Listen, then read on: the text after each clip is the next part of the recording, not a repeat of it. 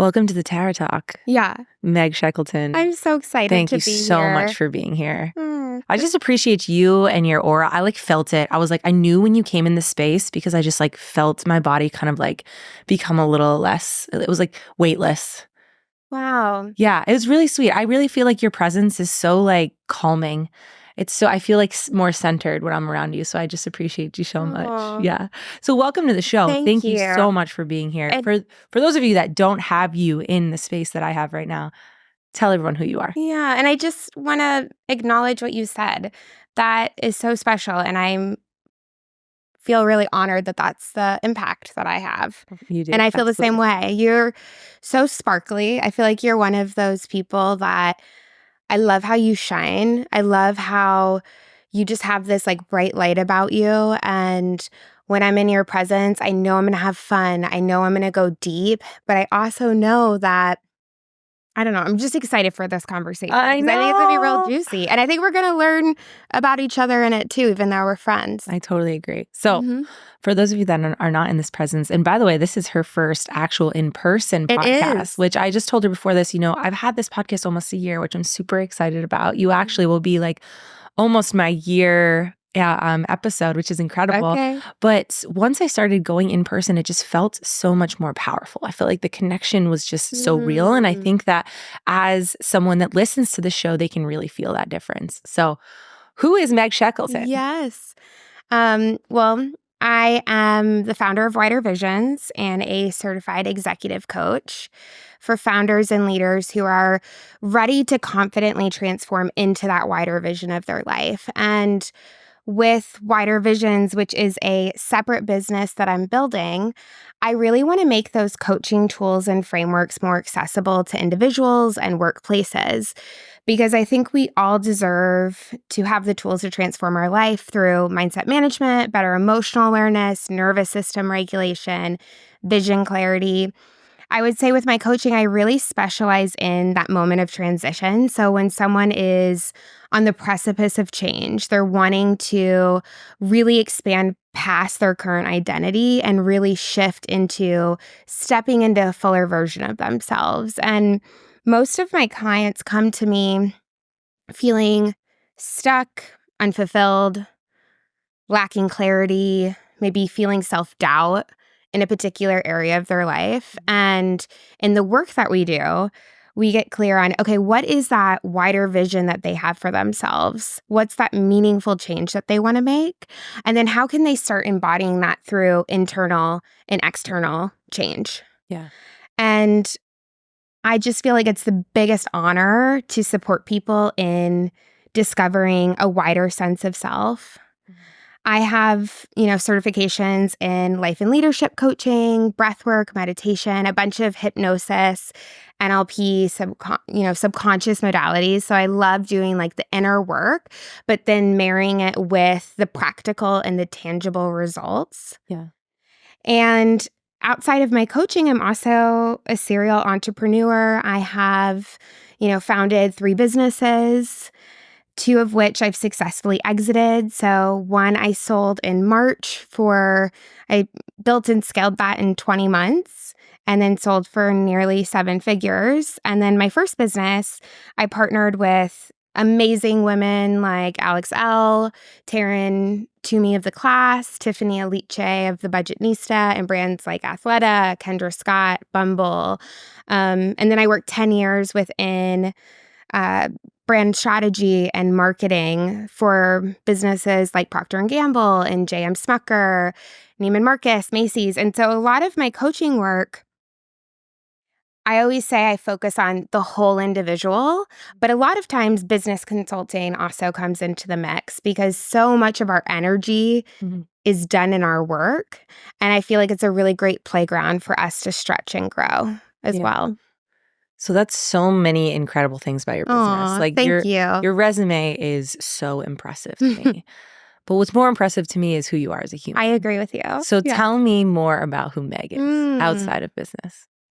It's so funny because when thinking about how to sum up my story, I feel like a lot of times in the coaching space, people present these really neat before and afters. Of course. And it's just unrealistic.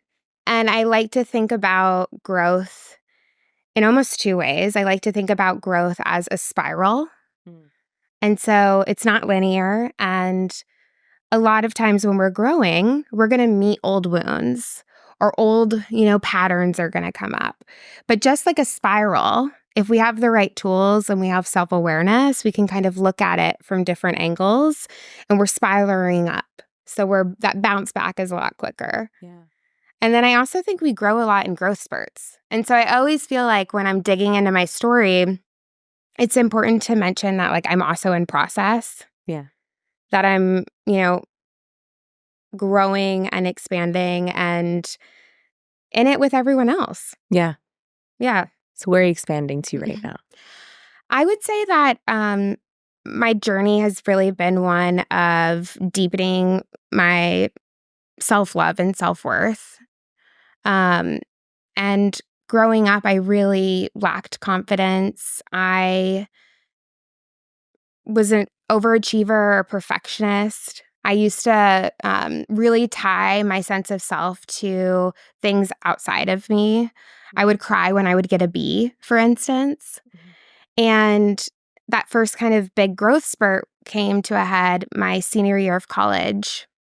I had really intense anxiety, bouts of depression, disordered eating, a lot of things that I don't even share with my friends now because they feel like identities that are so far away Yeah. from who I am today. But it was after a week-long panic attack, kind of on and off, that I decided I needed to get help. And so I went to therapy, and that was really the first moment where I started to understand these subconscious stories and beliefs that I had about myself and how that negative self-talk was really impacting my sense of fulfillment, my sense of self-worth.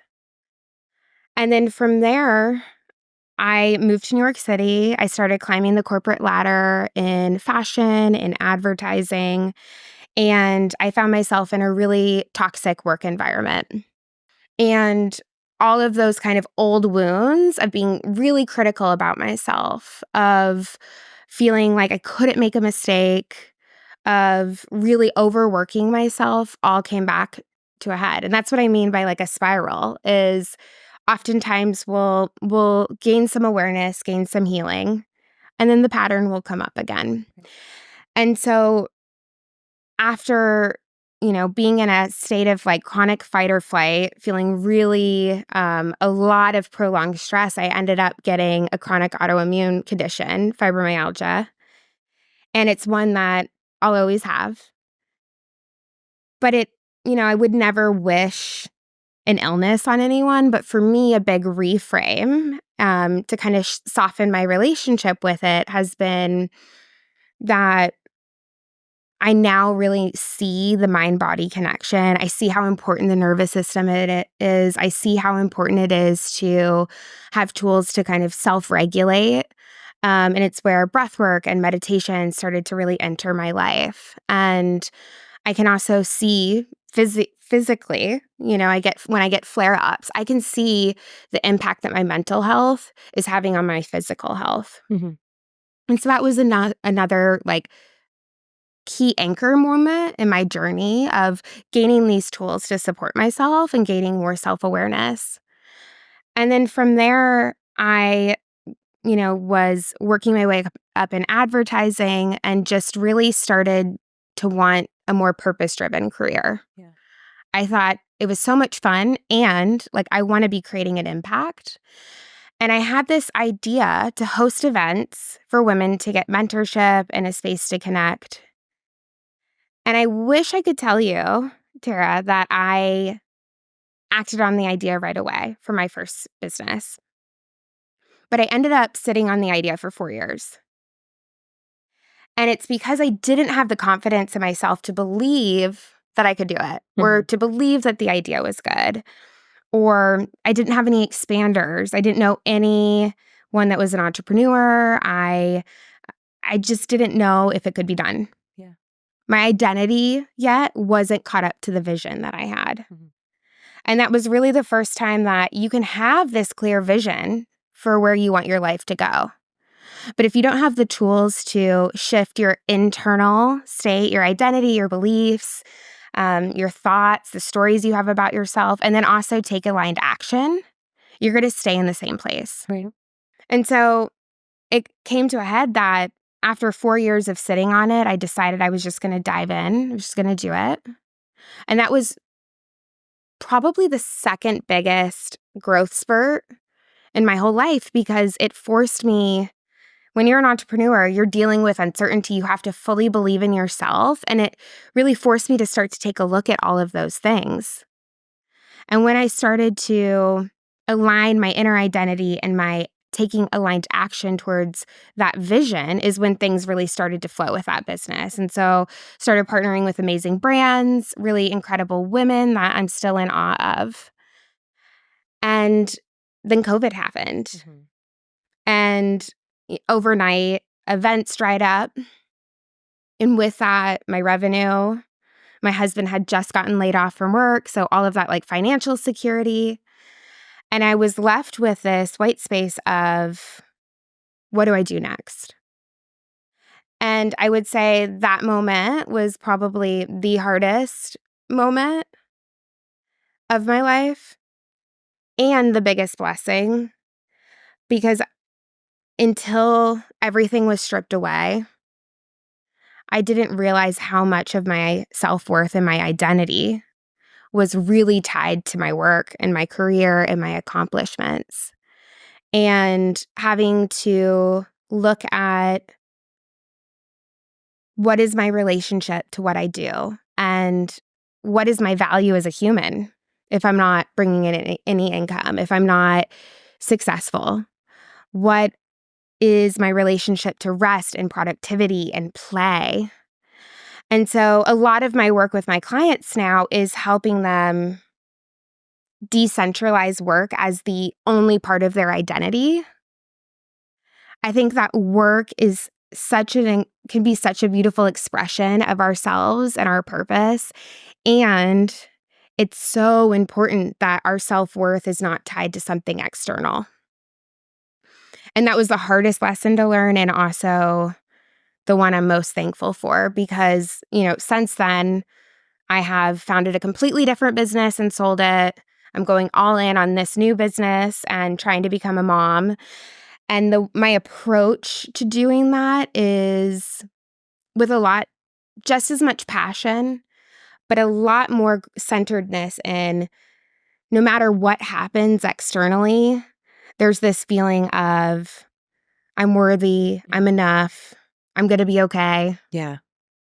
All of these thoughts of negative self-talk and no self-confidence, was there a moment growing up, or did you feel like there was a couple experiences that gave you that, or was that more internal? Such a good question. Connection is really important to me. My relationships are so important. I like to think I'm a community builder, a connector. I love bringing people together. And growing up, I really didn't have any close friends until like 7th grade was my first friendship. And kids were really mean to me. And I would say until probably COVID 2020, where I really had to look at a lot of these things in a deeper way, I used to brush that off. I used to think, well, everyone was bullied. Everyone has moments like that growing up. But what really anchored it in for me, that like sense of self-compassion, was yes, and connection means so much to me, and not feeling worthy of friendships for the first 12 years of my life. Of course, there was a feeling of not enough. And, that was really kind of a big formative experience. And of course, like, love my parents, but with my dad, that dynamic was just not as close. Yeah. We have very different love languages. And so I think, kind of looking at those pieces and feeling like I wasn't enough for meaningful relationships. And the way that I found my sense of self-worth was by doing really well at school, was being really involved, was seeking approval outside of myself, that kind of like hypervigilance outside of myself. I think all of those kind of formed that belief or that negative self-talk. Has any of your friends over the past 15 years, let's call it, broken some of that with you again, where you felt like maybe you weren't enough or you felt like they were Hmm, taking advantage of you in any way? that's such a good question. I think that friend breakups or friendship changes can be some of the most painful in comparison For sure. to, or maybe a better way of saying it is in addition to relationship changes. Yeah. When we have a romantic relationship, we get into it with the expectation that it might change, that you're kind of experimenting, seeing if this is the right person for you, but you don't enter friendships, especially if you're someone who, like me, I like to go deep with people. I like to form really intimate connections with people. You don't enter that with the idea of that could change. Right. And so, yes, I have definitely over the last 15 years have had moments where friendships have shifted, and that's really, really painful. Yeah. And I think it's a reminder, or at least for me in those moments, it's a reminder of like, how can I be my own best friend Mm. first and foremost? Because again, yes, relationships are so important, but if our sense of fulfillment or safety or happiness is again tied to something external, it's not a safe place for that to be. And so I think another kind of key theme in that spiral of spiraling up is how can I love myself more? How can I be my own best friend? How can I enjoy spending time with myself? How can you? Hmm. I think it's different for all of us. Yeah. But for me, I love journaling. I love going to Barton Springs. I love reading. And, you know, over the past 4 years, when I've been really looking at work and my identity, it's been this experiment of what are my hobbies? How do I enjoy spending time with myself? Yeah. What does fun look like versus what does rest look like? What does self-care look like? They're very different things, different ways to spend our time. Yeah. And it's nice to finally feel like I can travel alone or, spend a ton of time alone and I enjoy it just as much as, if not sometimes more, than with other people. And that's a very big shift for me. Yeah, I relate to that so much. Mhm. Even before Teddy and I got married, I was like independent woman. I was Mm. traveling solo. I'd go to dinner solo. I'd go to movies, and I just like loved it. And then we got married. I was like, oh, I felt like I had to bring him along. Not even that I didn't want him there. I'm like, oh, I have to do it together, and I want to share everything together. But you're bringing up an amazing point of like being your own best friend and sitting with yourself Mm. is just as important as the connection that you have with your partner, if not more, really, because you spend the most time with yourself. You do. I read recently that the person you talk to the most is yourself. Yeah. So you better talk to yourself kindly. Mm. And I think a lot of us, and myself included, avoided time alone because it was a moment of all of that negative chatter or anxiety. That's when all of that appears. And I find with a lot of my coaching clients, I actually ask them spend at least 10 minutes a day just in your own energy, journaling, going for a walk, being mindful, because you'll start to have more clarity and awareness around that internal chatter, which then is really great fodder for how can we start to shift that or soften that, or just how you asked the question of where did that feeling of not being enough come from? Where did that story come from? And can we look at it in a different way? I ask this clients all the time, and I'd love to hear your answer. What is enough? Mm. It's such a good question. It's hard. It's hard. And you might have to think about it. And if you don't know the answer, that's Yeah. fine. But it's like, we hear this a lot. We're not good enough. We didn't do well enough. This isn't, I'm not good enough for a specific person. But what is enough if we don't even know what they actually want or need, or, you know what I mean? For me, the way I look at it is I'm enough whole worthy in this moment. Mhm. And I think it's our human desire to want to grow, to want to expand. And it's holding that in between, like holding the in between of my dreams are guiding me. I believe they guide us to a fuller expression of ourselves. I feel like they're the perfect recipe for us to like grow and integrate and heal different wounds that are in between who we are today and that identity. Mm-hmm. And it's holding the belief of, I don't need any of that in order to be worthy with who I am. And it's kind of holding that gray area. Yeah. Walking that balance between those two places. Do you feel like you live in this gray area a lot? I do. Yeah. I love nuance. Yeah. I love nuance. I love like the in-between. I'm a very in-betweener too. I love the gray. But I do want to bring this up because you're very intuitive. You have a great intuition, but you also like lean into astrology and human design. And you have so much that you like learn and get into. So can you tell us kind of a little bit about how you utilize within your own being and with your clients? I think a lot of times we think of work and spirituality as like separate buckets, or work and life as separate buckets. And we like to categorize things. And instead, I just don't think that's realistic. I feel like everything's integrated. And, you know, when you make a massive up level in your work, it's going to pay off in your identity in your personal life or vice versa. And likewise, I think about everything as kind of a spiritual playground. Like, I feel like we come to earth to grow. Like, this is our practice place. And I like to think of work as an extension of some of that like spiritual deep work that I'm doing overall. Mm-hmm. But I've always been an intuitive person. My mom is very, very intuitive. And so I naturally got exposure to that from her. And then a big part of my practice over the last couple of years has been forming my own relationship to the divine and figuring out that I can have kind of direct communication with what I believe, like my divine team, God, angels, and that I can build that intuition muscle. It's just a muscle like anything else. Do you feel like anyone can build that? I do, yeah. Really? Mm-hmm. How do you think that they can if they don't necessarily believe in it?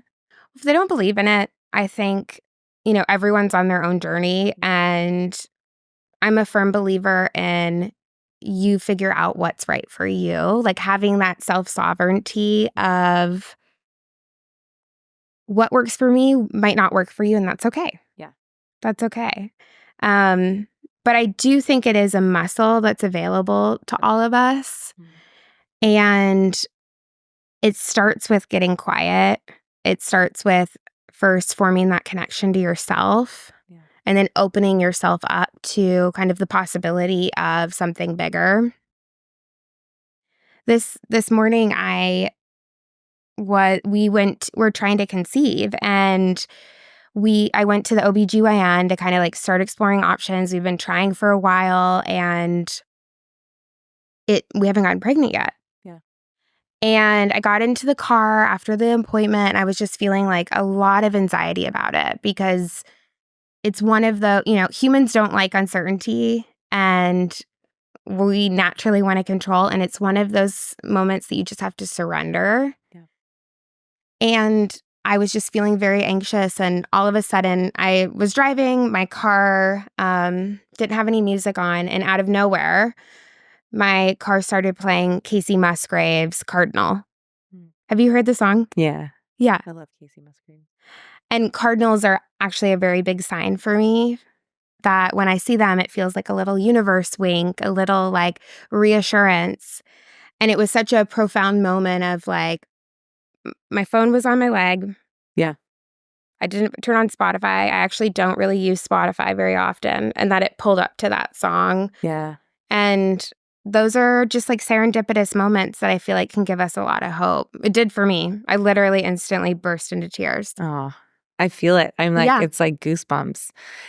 I love those because I wasn't, and I don't know if I told you this, but like, I just never really grew up that way. It was like, my mom used to always say like, everything's meant for a reason, but like, we would never talk about why or any of these things that would happen that could like shift your life or show up for you in different ways. So I never really understood it. And so when people like you would come into my life and say these things, I'd be like, nah, that's not real or that's not true. But it can be. And I think that's the beauty of like you sitting in with yourself and really just like exploring different things, is that it just opens your mind and your world to different possibilities. Yeah. And it's so important to get curious. I feel like Yeah. what you said about sitting with yourself Yeah. and taking a deeper look at yourself, like part of the healing process is starting to get curious about what you've been automatically believing, Yeah. you know?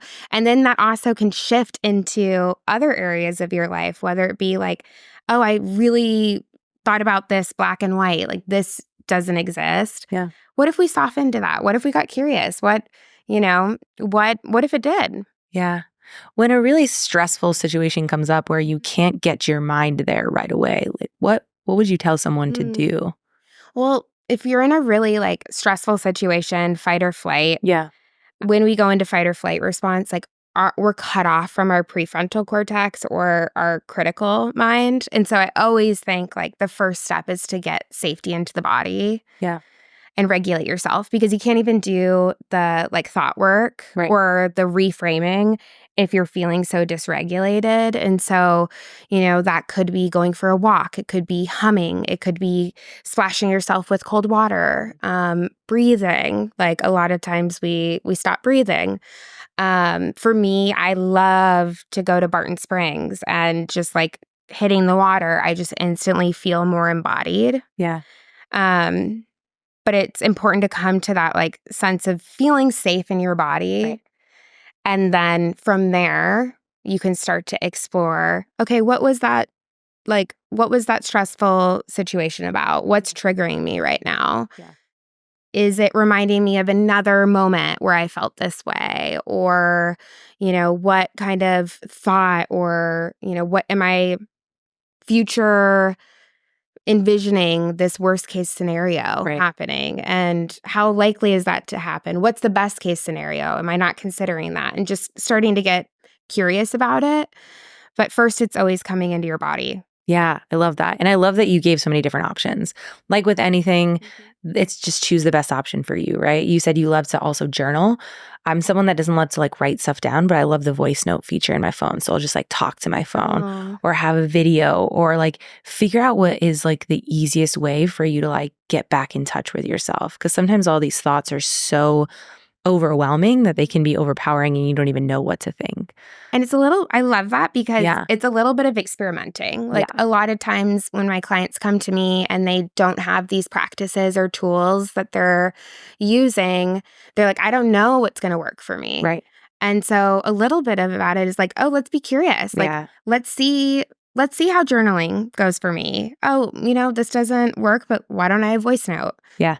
And it's starting to kind of gather different tools in your toolbox, which then I think gives you confidence, or at least gives me confidence that no matter what life throws my way, I know I can take care of myself. I love that. It's so interesting because this brings me to the next point, which is what you do. I have a lot of friends, we're both in our mid-30s, that have been in jobs for 8, 10, 12 years at this point. And they want to leave, but they are like, I don't know what to do. I don't know, like literally who I am besides this job or who I've been for so long. Yeah. So, when I think of it, I'm like, oh, but there's so many ways you can go and you can trial and error different things. But like, what could you tell someone that's like in this phase that wants a change, but doesn't really know what to do, especially in the financial aspect? You can't just like leave a job and be like, oh, let me go try things out.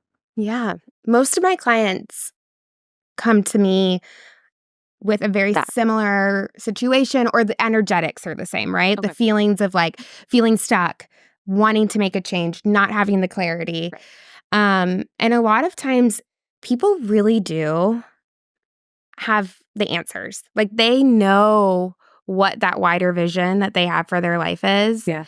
They just aren't in practice of giving themselves permission to even think it's possible for them. People always have the answers. They know what their soul is nudging them towards. They know that what they want more of, what they want less of, what identity would feel really expansive. If they knew the answer was yes, what would they ask for? A lot of times for me, it's helping people get connected to that vision first, giving themselves permission to dream. Okay, And so that's what so, you're talking about by permission. It's yeah. like you're literally giving your permission to create or build your perfect life. Yes. Well, and oftentimes what happens when we're doing this process alone is we get stuck on the how. Right. So before we, even allow ourselves to think big, we get stuck on, but how am I going to make that happen? Yeah. Can I do it? It's like me sitting on the idea of Moxie Made for 4 years. Yeah. I got stuck on the how. I don't know how to run a business. How am I going to be able to make money doing that? Will it even be successful? And so we get stuck on the tangible action to get there versus leaning into the vision and then starting to take small steps that we do know towards it. Yeah. Because then the road appears. Okay. And it's about leaning into uncertainty, which is really hard for all of us. What are these small steps that you speak of to get to that how? Or could it just depend? They're different for everyone. Yeah, they're different for everyone. I mean, one of my clients is looking to possibly sell a business. The small steps are, starting to look into that, gather information. When clients want to make a career change, okay, they do usually they have an idea of what the industry is that they're interested in. Can you find expanders? Can you find people who work in that industry? And what oftentimes happens when we start taking action towards our visions, that's when all of the internal resistance or limiting beliefs or subconscious stories, that's when they start to kind of get really loud. Yeah. Because our brain what our brain perceives as safe is what's familiar, even if it's not what's good for us. Yeah. And so that's a lot of the work that I do is helping people start to take action forward. But then when the resistance comes up, can we start to soften or shift some of this internal work through cognitive, subconscious, and somatic practices. Okay. So you do a lot of that stuff too. I love it. Yeah. Yeah. Can you tell us more about that? Yes.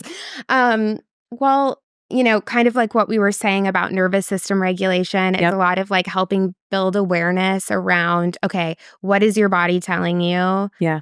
What thoughts are coming up? What are your automatic responses and what's behind that? Yeah. And a lot of it is building, I always say self-awareness is the first step to change. And then once you have self-awareness, that's when you can start to bring in some of the tools to help you shift it in real time. Okay. And then also there's work like hypnosis or tapping, different modalities that help you on a subconscious level start to shift your identity to who you want to be. Because once the inner world is aligned, it makes taking action a lot easier. Do you feel like everyone has the ability to change? I do. Do you think that you can help change anyone? I think everyone you have to want to change. Yeah. Right? It has to be self-initiated. Yeah. But I absolutely believe that everyone has the power to change. And I just don't think we have the tools to do it.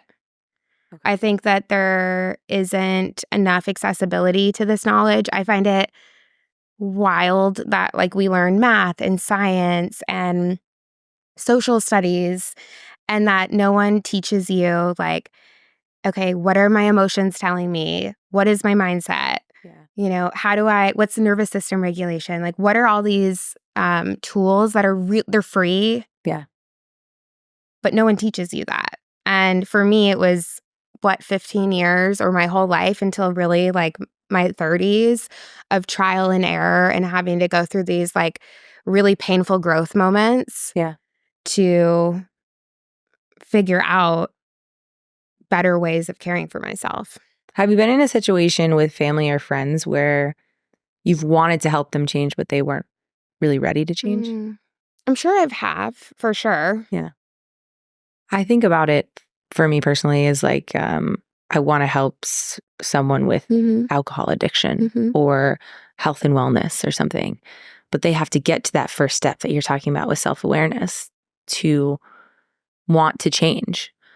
But if they can't get there on their own, I can't actually help, and I can also change that person myself, right? No, you can't. And I think that's where acceptance comes in. Yeah. It's a hard And place to be. it's hard. Acceptance is hard. It's really hard. But it's, do we want to find peace? I've been studying Reiki, and I really love like Buddhist teachings, and it's like, how can you non-duality and find a sense, like where's your attachment, right? Mhm. If we want someone to change, there's a lot of attachment in that. Mhm. And how can we find that place of acceptance of this is just where it is? And we ultimately can't control other people. That's true. And a lot of my own personal work was people pleasing or wanting to adapt myself in a way to hopefully get a reaction out of someone else, have them like me, Yeah. have their approval. And ultimately, that's out of our control. The only thing we can control is ourselves, but it's hard. Do you feel like you're past that now? Fully? I don't think past it. I think that, similar to that idea of like, for me, there's no before and after. Like everything I've shared with you, I still struggle with. I still have moments of old, like, vulnerabilities come up. And I don't think I'll ever be fully past that, but I don't think that's like the point of what life is. Right. And I think to a lot of my clients, and I know myself included, when old patterns come up, which is so normal, Yeah. there's usually this reaction of like, oh, I've reverted back. Or like, why am I feeling this way again? Why is this old pattern coming up again? This old behavior. Mm-hmm. And there can be a lot of like shame around that. And instead, like looking at it as, oh, okay, this is back, and I have the awareness, which is the first step to change. Mm-hmm. And my bounce back can be quicker. And so, like, for instance, maybe about a month ago, for no apparent reason, I just started feeling a lot of social anxiety. Some of those, like, kind of people-pleasing tendencies that I really haven't felt in a very, very long time came back a lot more loud. And it was out of nowhere. It wasn't a particular trigger or thing happened. Mhm. And I could have looked at myself and been, Meg, why are you feeling insecure right now? Why are you trying to worry about how people think about you? And really shame myself for being in an old spot. Or it's okay, like how do I have compassion for myself? And then, wow, isn't it amazing that I have the awareness that this is an old pattern? And what can I do to support myself and start to change it? How long did it take you to get to that place? Well, I That's think a beautiful place to be. thank you. Yeah. But it's an in-between. I don't think, I guess like the core message that I hope people take away is like, when you have the tools to take care of yourself, you can find a sense of like fulfillment and joy, and even in the midst of hard times. And it's just a process of learning about yourself, generating more self-awareness, and then being curious about what's coming up and kind of having that ongoing conversation with yourself, and ultimately having greater self-compassion and self-love. God, I think about this. Something happened to me recently. Mm. And the first place I went was shame on me once, shame on me twice, third time. Wow. I almost felt like I was like, I deserve this. Mm. And I was like, that's like not a good feeling, because then you're just stuck there and you're just like in this like gross place instead of looking at it from this point of view, right? This perspective. And I have the tools and I have the resources. But like in that moment, I was like, no, I shouldn't have done that, or I shouldn't have said that, or this shouldn't have happened, because I've learned, I didn't learn from my past, basically. And so my question to you back is like, how can I get there sooner, I guess? Or is it more of just like a practice over time? I look at it as a practice Yeah. because life is always going to life. Like there is always going to be moments, whether it be like sick parents or, job changes or just the macro, Yeah. life can throw a lot of things at us and we're not doing anything wrong by that. Yeah. And I actually would like congratulate you that you like noticed, oh, okay, this happened again. Mhm. Even asking yourself the question of like, what can I do differently next time Yeah. is a win because I'm sure there was a version of you Yeah. that didn't even see that dynamic playing out. That's true. And so I always think about how like it's the small micro decisions, like shifts in our thinking, small decisions that we make to change our actions and our behaviors that actually compound into the big massive changes in our life. Mhm. And it's holding compassion for ourselves in the moment because it's unrealistic to feel like old things are never going to come up. But I just like to think we're Spiraling. spiraling up. It's like that bounce Yeah. back gets quicker. And Yeah. that's something to celebrate. You mentioned thought work. Yeah. What is thought work and what does that Mm. mean? For me, it's, there's the cognitive, what we're kind of really conscious of, and then there's subconscious. And so I've heard it's like your subconscious is the driver and your conscious mind is the car. And so like 70% of your thinking is subconscious and then 30% is like the automatic conscious work. And so, thought work is looking at, okay, what are those thoughts that I tell myself? What are the stories that I believe about myself? What are the belief systems that I have? In what way does that shape me? And a lot of that work is we're not conscious of it until you start being curious about it. Mm-hmm.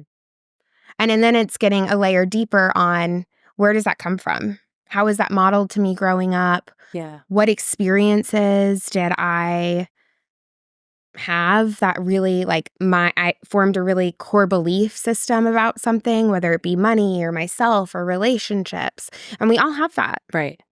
It's so normal. What I'm realizing from you and this whole conversation is that there's so many questions we could be asking ourselves.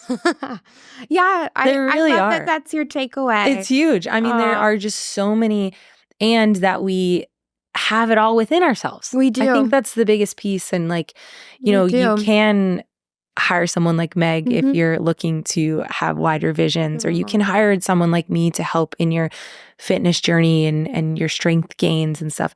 But really, in the grand scheme, just like you said with your clients, they know what they want. Know. Just like with mine, you know what you want to do. You know what you have to do or can do to get to that goal. It's just like having this extra support person, accountability there to make you also help you believe in yourself. Yes. And having these questions available to us. Yeah, I think it's learning the tools to better take care of ourselves through thought work, through nervous system regulation, through how to form different habits. It's all of those pieces, but we do have all the answers within. Yeah. We really do. And it's just, coaching is really just outside support to help you learn. Get there. Yeah, get there. Yeah.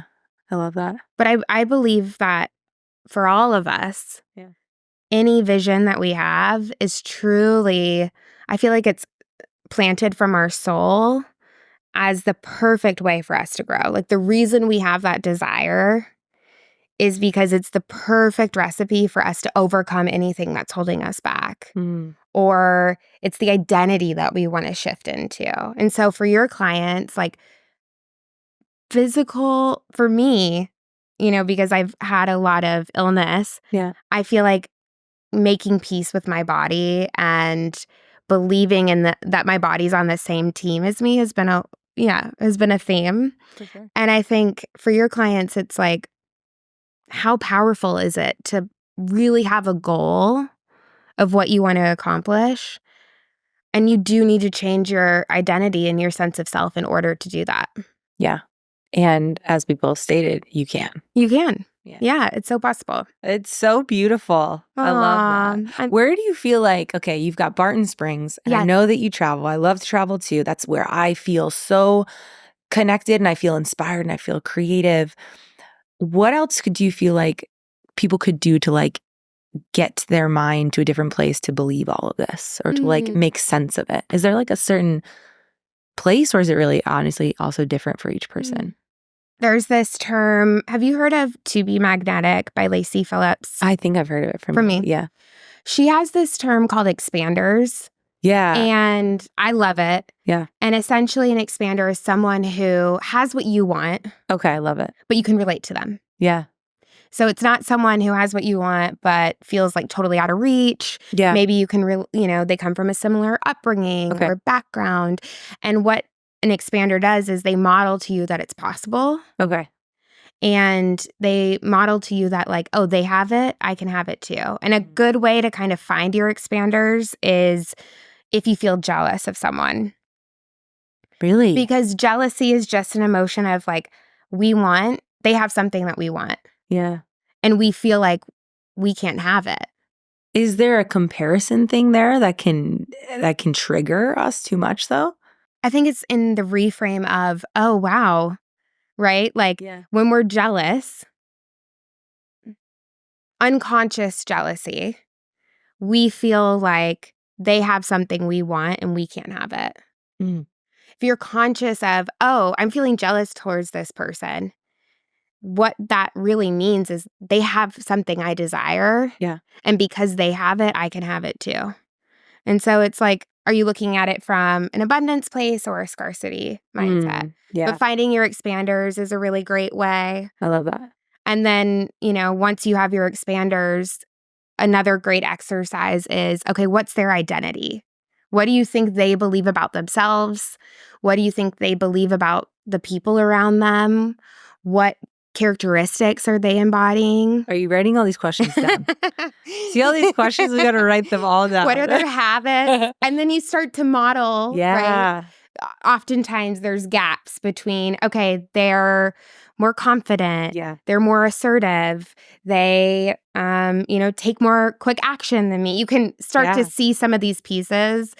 And then from there, you have some clues around like, okay, this is the identity that I want to shift into. Yeah. I love that. Gosh, such great examples here. Well, you're asking such great questions. Thank you so much. What is one thing that you wish you knew before you started this whole journey with coaching? I think a really core theme that's coming up from our conversation is that it's possible. I think so much of my life, I didn't think it was possible for me to feel like I was enough. I didn't think it was even possible. I didn't even know what self-love was. Yeah. I didn't think it was possible for me to not have panic attacks. I didn't think it was possible for me to not like feel bouts of depression or intense anxiety about being a beginner at something. If anyone's struggling with those things or even their version of it, right? Because we all have our own version of it. It's like change is really possible. Yeah. And it's possible when we just have like better tools to help us navigate it. Yeah. I love that. Where can people find you online if they want to chat with you? They can find me at our widervisions.com. I am an email girly. I love writing. So sign up for my newsletter there. And we also have a podcast, Embrace Your In-Between. And it's all around tips to navigate the in-between of where you are today and where you want to be. Love that. Thank you so much for being here, Meg. Thank you so much. Appreciate it. This was so much fun. I hope you wrote all of those questions down. There will be a quiz afterwards. I know. Thank you. Love you. Thank you. I love you.